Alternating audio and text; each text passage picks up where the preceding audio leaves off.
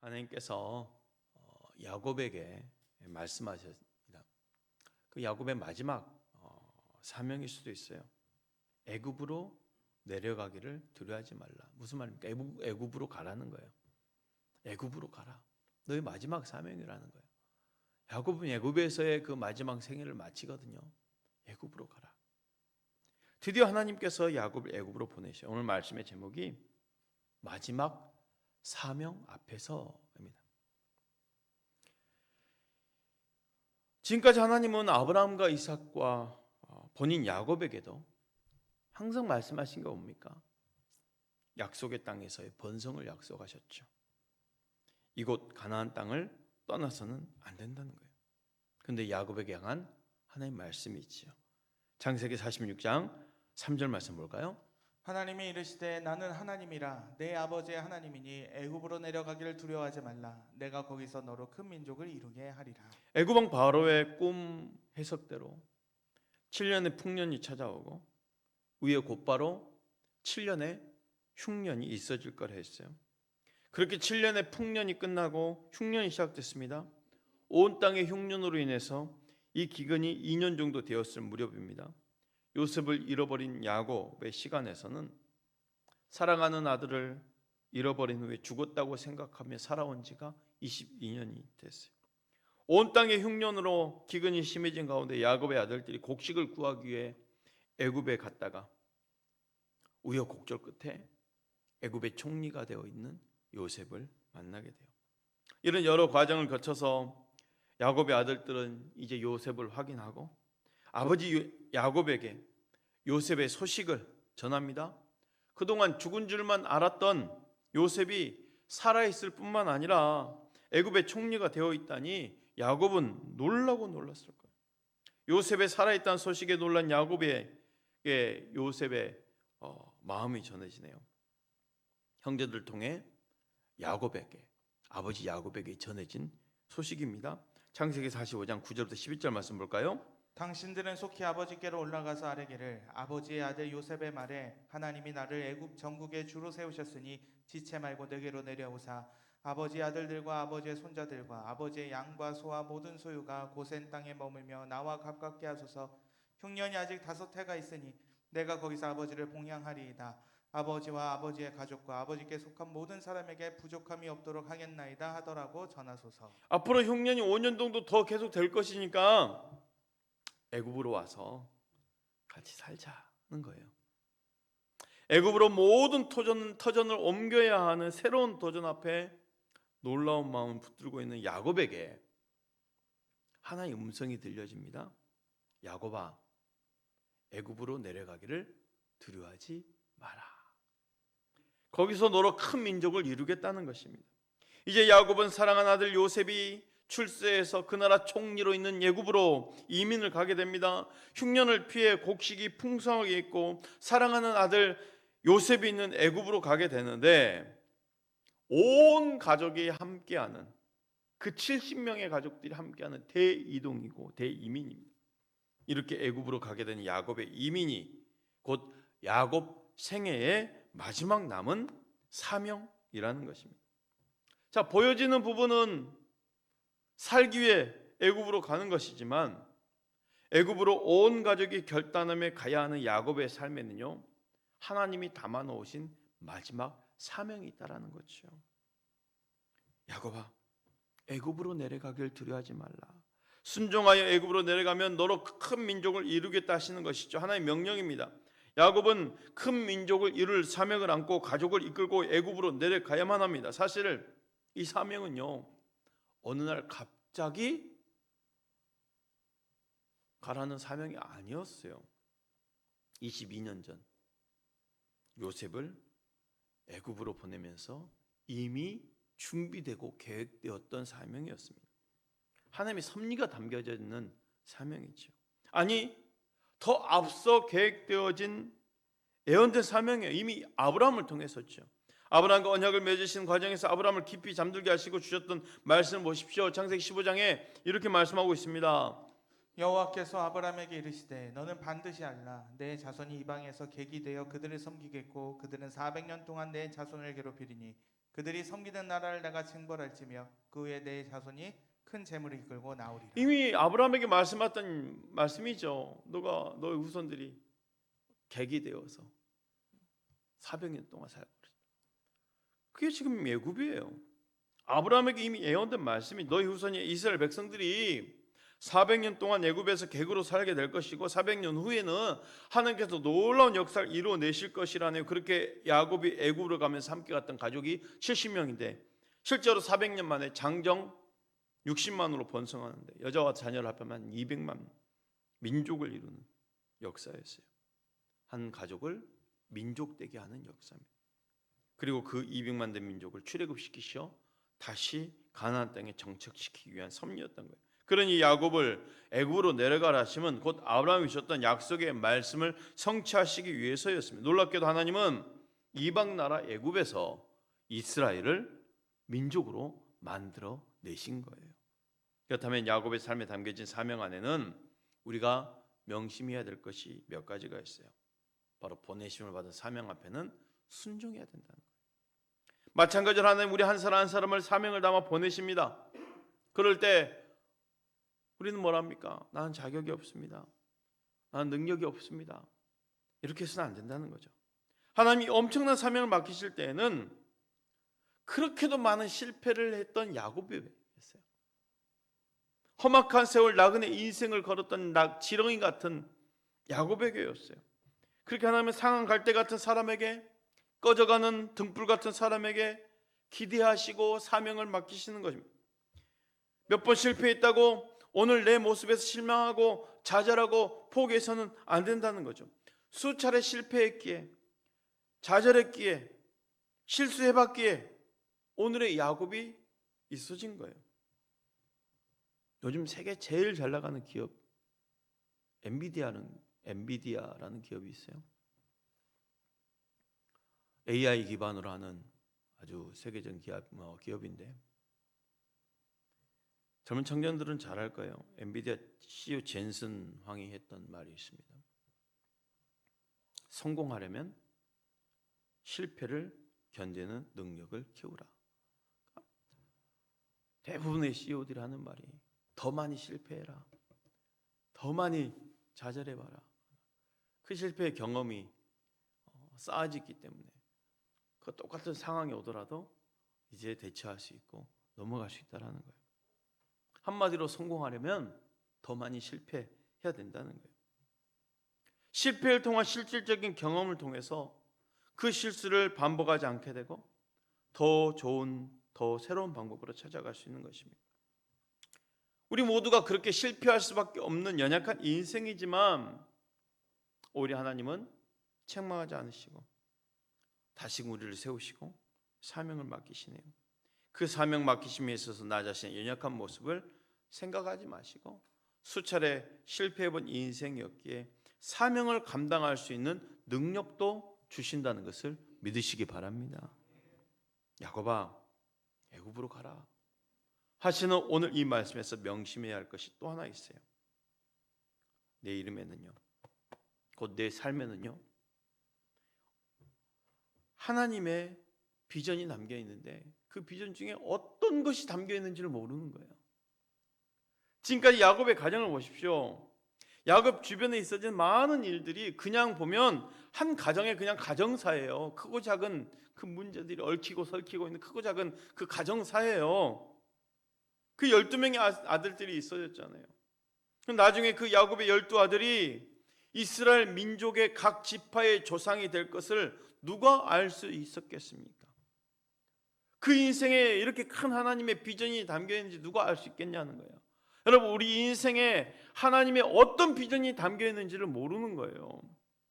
야복나루의 기쁜 기도 가운데 야곱이 이스라엘로 축복을 누렸어요. 야곱의 이름이 이스라엘로 바뀌었어요. 그런데 이 이름이 민족의 이름이 될 걸 누가 알았겠냐는 거예요. 수천 년이 지난 지금 이스라엘이라는 나라로 불려질 것을 누가 알았겠어요. 지금도 사랑아들 요셉의 죽음의 고비를 넘어서 애굽으로 노예로 팔려간 것도 그렇습니다. 보여지는 부분은 그 삶에 담겨진 그저 한 사람의 아픔이요 눈물이지만 지나고 보니 그 보여지는 아픔 가운데 보이지 않는 하나님의 섭리가 있었다는 것입니다. 이것은 곧 택한 민족 이스라엘을 세우기 위한 생명의 구원 섭리였어요. 요셉은 나중에 형들을 만난 후에 본인이 왜 애굽으로까지 팔려와야 했고 결국 애굽의 총리가 되었는지를 깨닫게 되는 거예요. 그 고백을 보십시오. 창세기 45장 5절 우리 함께 한번 읽어볼까요? 시작. 당신들이 나를 이곳에 팔았다고 해서 근심하지 마소서, 한탄하지 마소서. 하나님이 생명을 구원하시려고 나를 당신들보다 먼저 보내셨나이다. 요셉이 22년 만에 자신을 죽이려 했던 형제들을 만나서 그동안 자신의 삶에 담겨져 있는 그 한들을 풀어내고 있는 장면이에요. 죽음의 고비를 넘어서 애굽에 팔려와서 노예 생활 10년, 억울한 감옥 생활 3년. 요셉은 지금 보여져 있는 사람의 이야기가 아니라 자신의 삶에 담겨져 있는 보이지 않는 하나님의 구원 섭리를 지금 이야기하고 있는 거예요. 하나님이 미리 나를 보내셨습니다.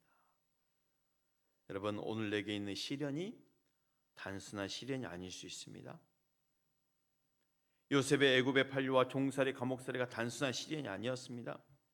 우리 모두에게 있었던 많은 아픔들이 단순한 아픔이 아닙니다. 더 큰 섭리 안에서의 아픔들이었음을 믿으시기 바랍니다.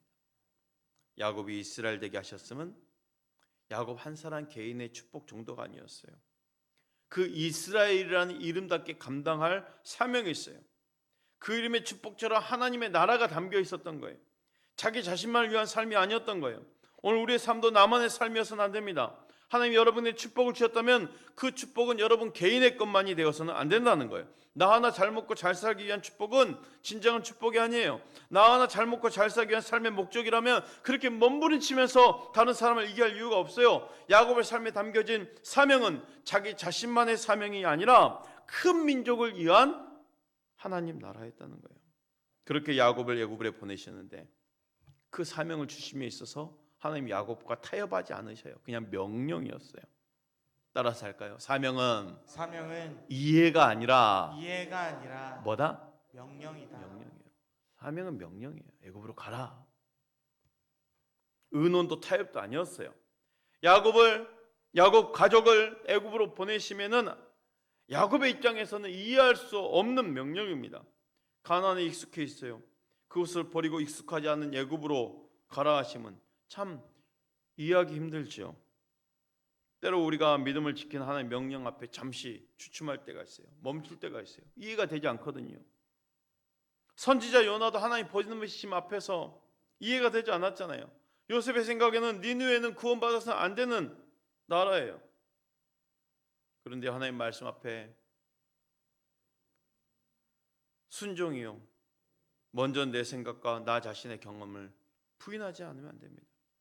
우리 믿음 생활 중에 실수하는 많은 것 중에 하나가 하나님 말씀을 받을 때 내 생각, 내 상식 안에서 수용한다는 거예요. 여러분, 사명은 이해가 아닙니다. 하나님 보내심 사명 앞에 모세도요 이렇게 고백해 봤거든요. 출애굽기 3장 11절 말씀입니다. 모세가 하나님께 아뢰되 내가 누구이기에 바로에게 가며 이스라엘 자손을 애굽에서 인도하여 내리이까. 4장 14절 이렇게 말합니다. 모세가 이르되 오 주여 보낼 만한 자를 보내소서. 나는 아닙니다. 사명을 받았는데 나는 아니라는 거예요.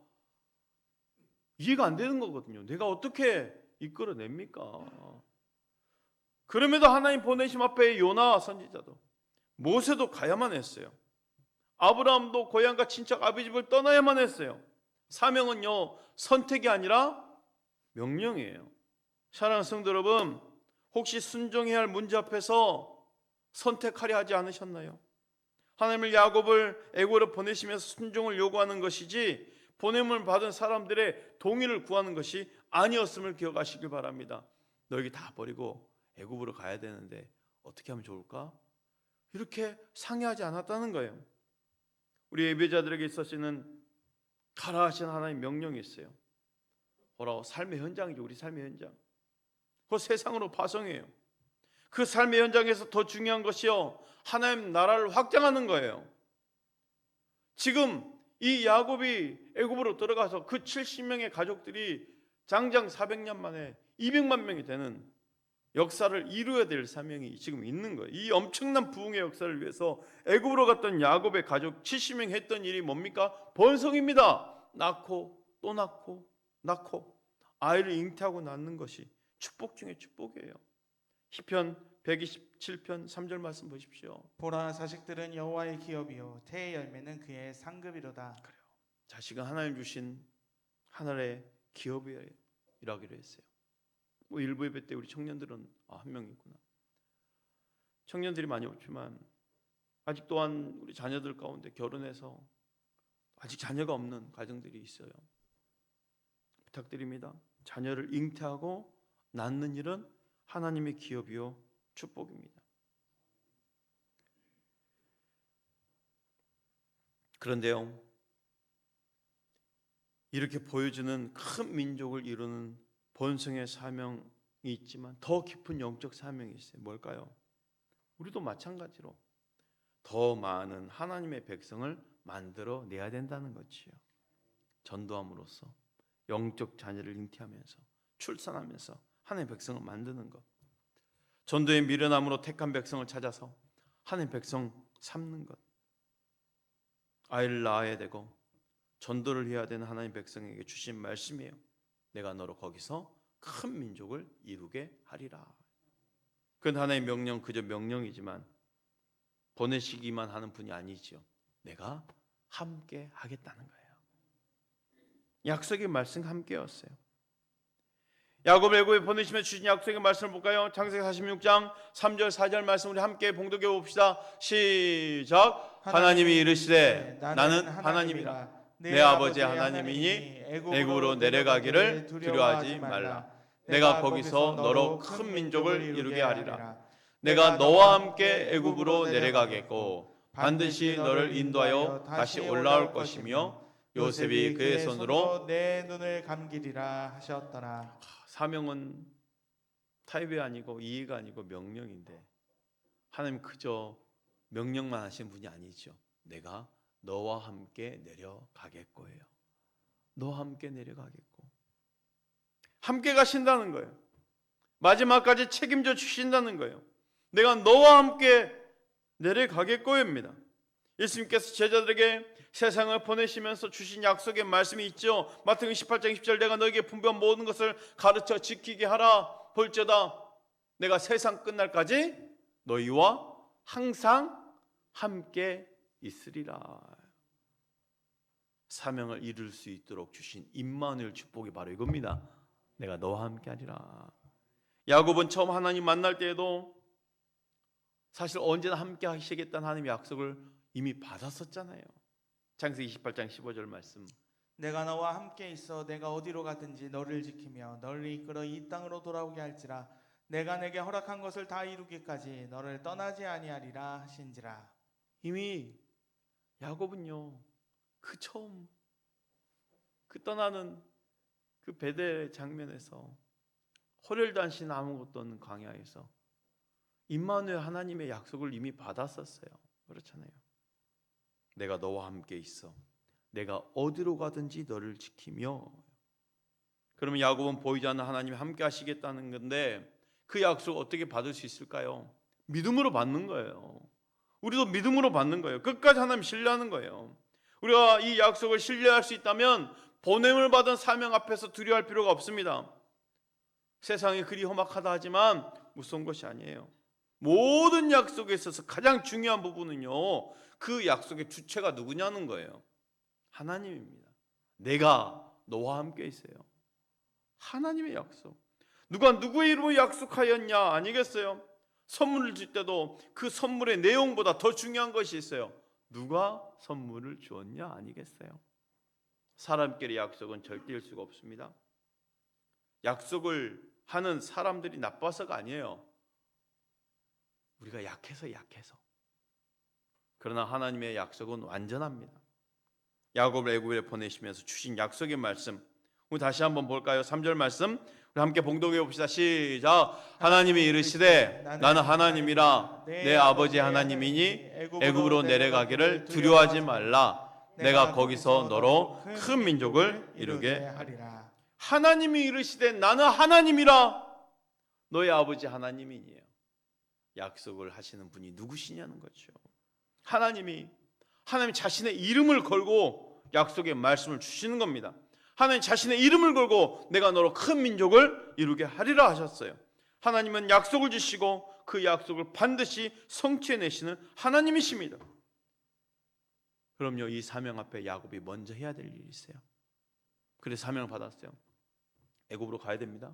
근데 애굽으로 가기 전에 먼저 해야 될 일, 애굽으로 떠나기 전에 반드시 해야 될 것, 바로 예배입니다. 창세기 46장 1절 말씀입니다. 이스라엘의 모든 소유를 이끌고 떠나 브엘세바에 이르러 그의 아버지 이삭의 하나님께 희생 제사를 드리니. 하나님께 희생 제사를 드리니. 브엘세바에서, 브엘세바는 야곱의 아버지 이삭의 활동 무대였어요. 브엘세바는 약속의 땅의 가나안 남쪽 끝입니다. 그리고 곧 애굽으로 출발하는 길목이에요. 그 끝자락에서 애굽으로 넘어가기 전에 희생의 제사를 드리는 거예요. 예배하는 가운데 애굽의 사명을 확인시켜 주시고 함께 하시겠다는 약속을 다시 주셔요. 야곱의 브엘세 제사는요, 희생의 제사였어요. 브엘세바에 이르러 하나님께 희생 제사를 드리니. 희생의 제사, 희생의 예배. 여러분, 우리 예배는요, 이런 결단이 있어야 돼요. 희생할 수 있는 헌신이 있어야 돼요. 우리가 하나님 앞에 예배할 때 거룩한 자기 희생이 필요한 거예요. 아울러 맡겨진 사명 감당하기 위해 희생의 결단을 드리는 거죠. 이런 결단 없이 예배가 진정한 예배가 될 수 없다는 거죠.